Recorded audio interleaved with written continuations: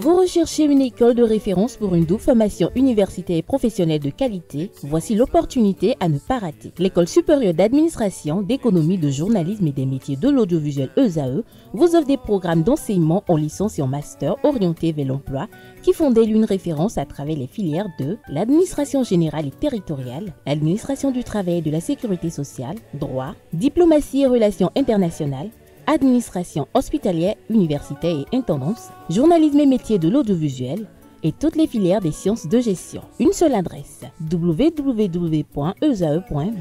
Rendez-vous dès maintenant sur nos campus ESAE Bedjromende au numéro 90 93 65 21 ou au numéro 98 98 14 00. Paracourt sur le numéro 52 46 12 12. Aboumé-Calavi au numéro 52 88 44 44. Akpakpa au numéro 52 88 33 33. ESAE, l'excellence à un nom. La page des sports, on démarre avec le Cameroun qui ouvre le bal des arrivées pour le Tour cycliste du Bénin 2025. À quelques jours du lancement de la 20e édition du Tour cycliste international du Bénin, la première délégation étrangère a posé ses valises sur le sol béninois et bien sûr le Cameroun. Ce pays devient donc ainsi le premier pays à fouler le sol béninois pour cette édition anniversaire. La délégation camerounaise est arrivée hier mercredi avec à son bord notamment 6 coureurs et 5 membres de l'encadrement technique et des officiels. Les Camerounais vont tout mettre en œuvre pour en découdre sur les routes béninoises.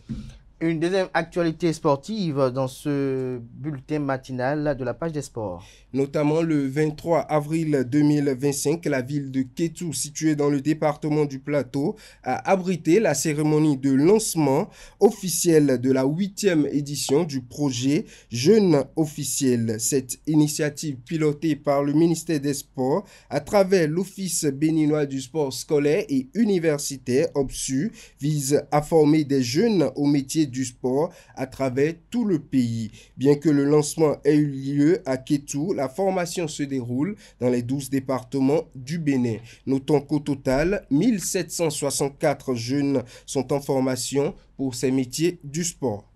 La Fédération béninoise de football sonne la grande mobilisation pour le match Bénin-Zambie. Effectivement, la Fédération béninoise de football sonne la grande mobilisation autour de l'équipe nationale féminine U17. Dans un communiqué en date du mercredi 23 avril 2025, la Fédération béninoise de football a décidé de mettre plusieurs bus à la disposition des joueuses du championnat national pour booster les Amazones à la victoire. Dans le cadre du match retour du dernier tour des éliminatoires de la Coupe du monde féminine U17, le Bénin va défier la Zambie le samedi prochain à Lomé pour pousser ainsi ces Amazones à la victoire.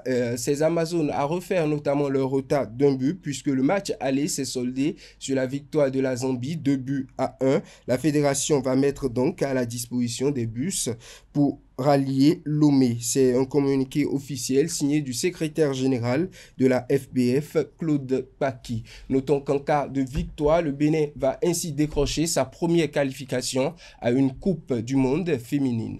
Merci à vous. On retrouve Quentin Amousso pour la définition du jour.